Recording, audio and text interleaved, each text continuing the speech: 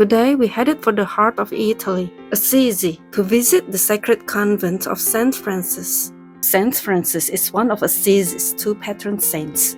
Born into privilege, he gave up his wealth to follow God's call to rebuild his church, living a life of poverty and humility. At that time, the church had grown decadent and complacent, so Francis' radical devotion was shocking to many. He was ridiculed by family, friends, and even the church.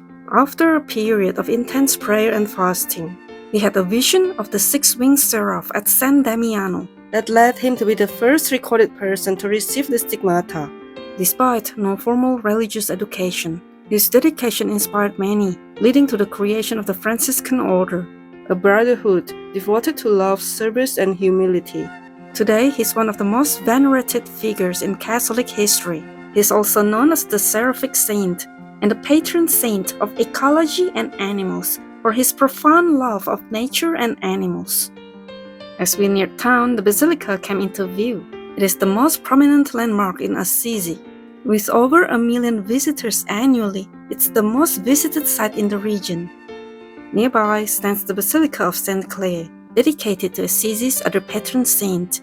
Sadly, we couldn't visit it this time around, but hopefully on another trip. Compared to Rome, the architecture here feels like it's straight from a medieval storybook. The narrow, hilly streets winding through valleys and olive groves, offering beautiful scenery before we arrived. We stopped at the town's designated parking spot and admired the preserved medieval structures. The massive gates, narrow windows, and watchtowers spoke volumes about the craftsmanship of the time. It truly felt like we were stepping back centuries in history. From here, we walked through this short uphill stroll of 5 to 10 minutes to reach the town center. Small climb and pretty easy. Now we can look at the basilica from another angle. It looks like two different buildings stacked together.